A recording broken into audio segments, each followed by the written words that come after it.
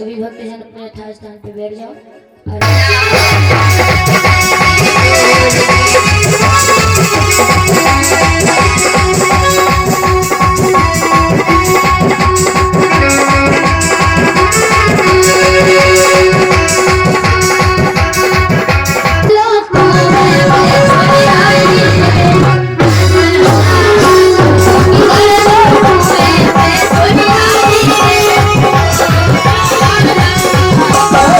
मुरली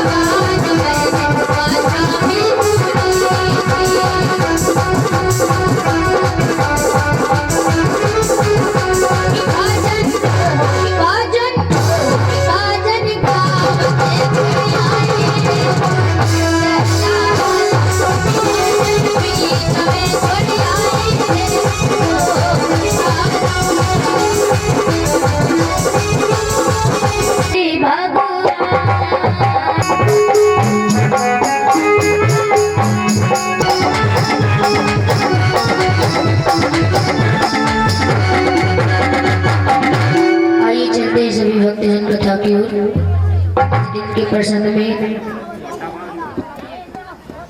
प्रभु ने ब्रह्मा जी को क्षमा कर दिया जो उन्होंने गलती की थी। प्रभु की परीक्षा लेके किया लेकिन प्रभु से हार गया। प्रभु ने उन्हें एक घाट पर प्रभु ने मारो ना, तब प्रभु ने उसका उद्धार भी किया। वो पार राधा ने रखा था। प्रभु का एक नाम जो हम बोलते ना, अच्युतम केशवम कृष्ण दामोदरम, अच्युत। और उसने श्राप क्यों दिया? गोलोक में कृष्ण और राधा रहते थे।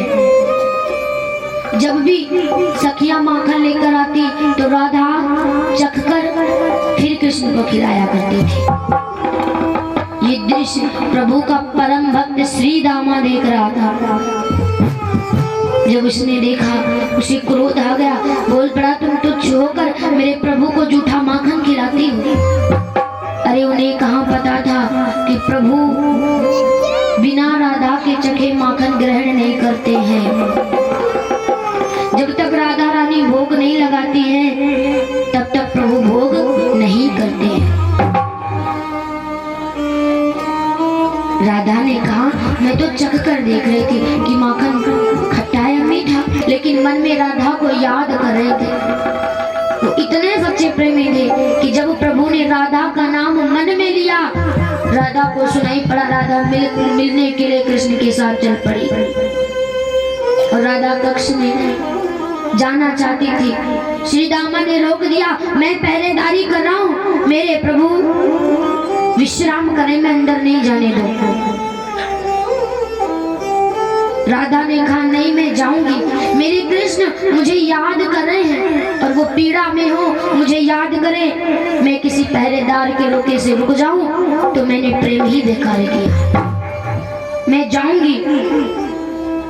मां हट करके जैसे आगे बढ़ी ना, श्री दामा ने तभी श्राप दिया, जिस कृष्ण के लिए तुम ये 7 पग की दूरी छोड़कर कक्ष में जाना चाहती हो, मैं श्राप देता हूँ उन कृष्ण को तुम 100 वर्षों तक भूल जाओगे, उसके प्रेम को भूल जाओगे, केवल एक मनुष्य बनकर रहोगे।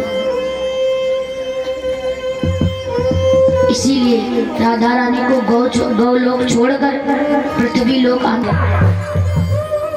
प्रभु का दूसरा नाम अच्युता भी पड़ा।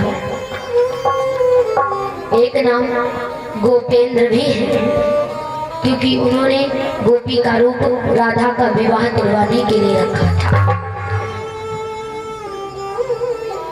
अब प्रभु जब पृथ्वी लोक पर आ गए तो राधा रानी 100 वर्षों तक प्रेम भूल चुकी है, लेकिन धीरे धीरे उनको याद आता है। अब तो राधा रानी भी कृष्ण से प्रेम करने लगी है, लेकिन उनको पिछली बातें याद नहीं आई है, वो पुनः से प्रेम कर रही है। उनको अपना पिछला प्रेम याद नहीं है।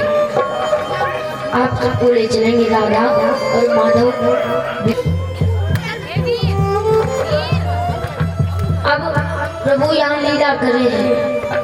उधर देव ऋषि आए और बोल पड़े, इतने चिंतित क्यों हो राजन? इस शमशेर भैया कमरावा के निवासी ज्ञान मुद्राओं का दान भगवान कल्याण कर सदबुद्धि दे। जय श्री राधे, जय श्री कृष्ण, माधव, केशव, अच्युता, गोपेंद्र।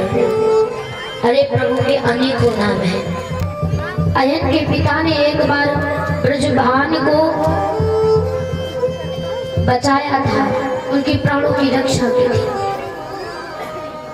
तभी ब्रजभानु ने बड़ी सभा में वचन दिया था कि एक वचन कभी भी उग्रपति मुझसे मांगेंगे मैं वो पूरी करूंगा। जब राधा और कृष्ण का विवाह ब्रजभान और नंद बाबा ने तय कर दिया, तभी उग्रपति गया और बोल पड़ा, हे ब्रजभान, मैं अपना वचन मांगने आया। ब्रजभान ने कहा, मांगो उग्रपद, तुम क्या मांगना चाहते हो?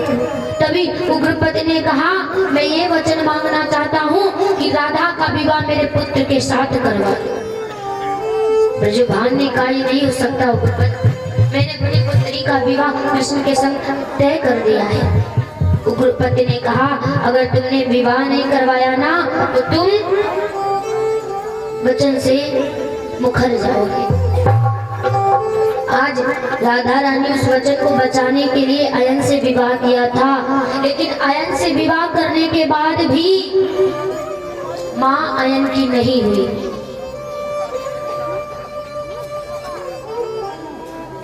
अयन ने कहा, तुम्हें क्या चाहिए अयन?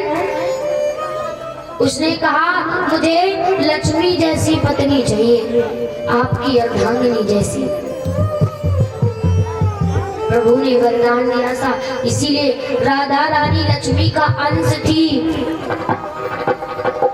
इसीलिए उन्हें अयन से विवाह करना पड़ा। पर राधा रानी एक बार दुर्वासा ऋषि की सेवा करने गई।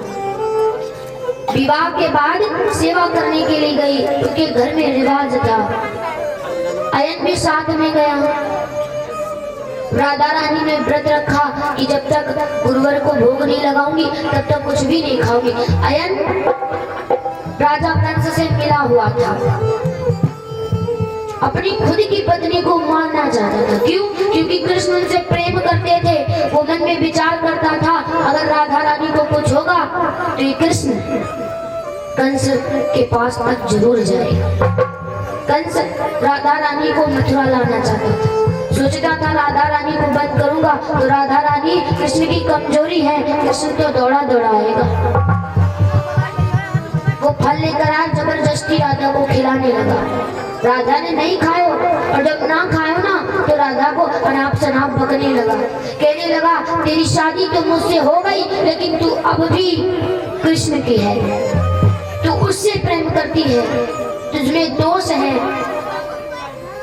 उसने बहुत गंदे गंदे शब्द कहे राधा को, जो वो शब्द राधा के हृदय में बैठ गए। वो कटुर वन से आश्रम के बाहर बैठकर रोने लगी, और जब रोने की आवाज कान तक पहुंची तो दुर्वासा ऋषि की तपस्या भंग हो गई। और जब तपस्या भंग हुई ना तो वो क्रोधित हो गए। बुलाया अपनी दिव्य दृष्टि से देखकर।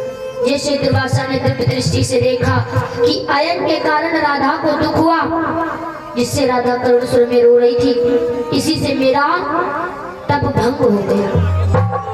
दुर्वासा को क्रोध आ गया, और दुर्वासा जानते थे कि ये राधा रानी नहीं, ये स्वयं लक्ष्मी माता है, और माँ को कोई तकलीफ पहुंचाए तो दुर्वासा न बोले तो बेकार है।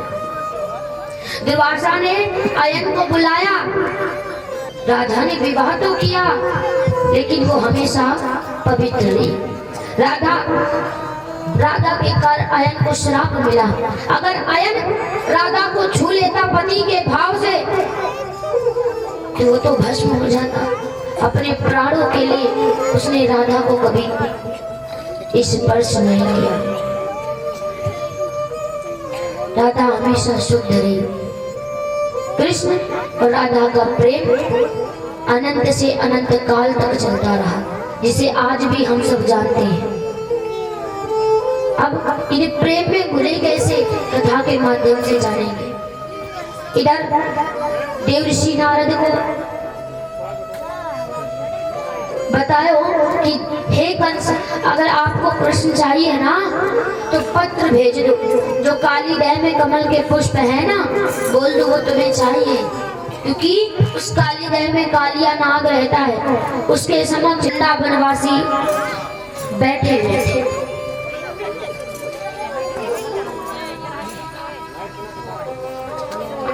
नंद बाबा, मैया यशोदा अपने आंगन में बैठी थी।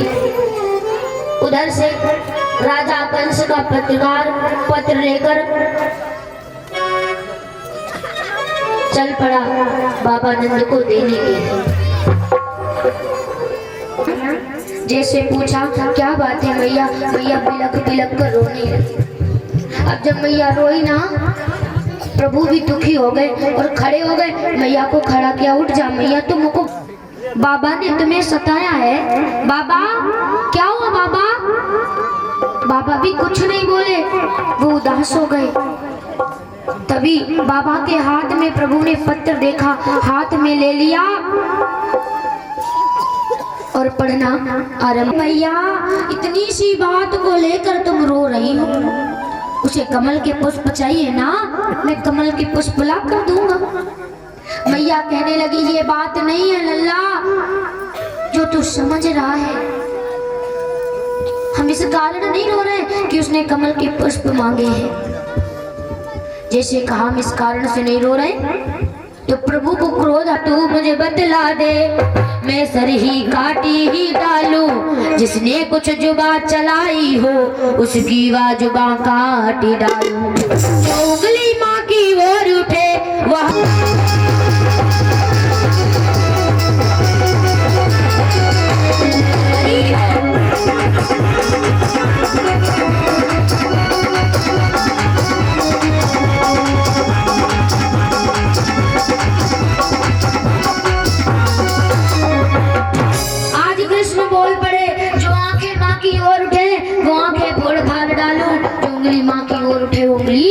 तोड़ ताड़ डालूं।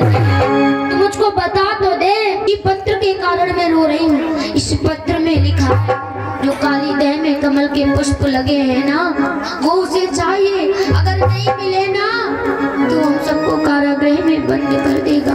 हे लाला आ तू बैठकर मेरे साथ आज माखन मिश्री खा ले, ना जाने कल तू कहाँ बंद होगा और मैं कहाँ बंद होंगी, ना जाने अब माखन मिश्री खाने को मिलेगा भी कि नहीं। मैया कहने लगी चिंता ना करो तो क्या करूं लल्ला, प्रभु ने कहा तुम नारायण को मानती हो। वृंदावन और बरसाने वालों के आराध्य नारायण थे जो स्वयं माँ ने कहा हाँ। प्रभु बोल पड़े फिर इस नारायण पर विश्वास रखो, वही तुम्हारा कल्याण करेगा, हम सबको बचाएगा उस क्रूर कंस से। प्रभु बोल पड़े मैया अब चल तू कक्ष में जल मुकुटू माखन मिश्री खिला, अभी आंसू पोंछ ले। प्रभु ने अपने हाथों से मैया और बाबा के आंसू पोंछे। कभी बच्चे भी बुजुर्ग बन जाते हैं, उनको देखकर हम हर दुख भूल जाते हैं।